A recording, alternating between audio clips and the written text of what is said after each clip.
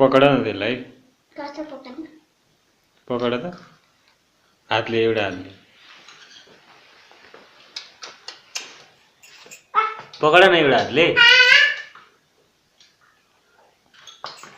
पकडा त एउटा हातले बिस्तारै हातले बिस्तारैमा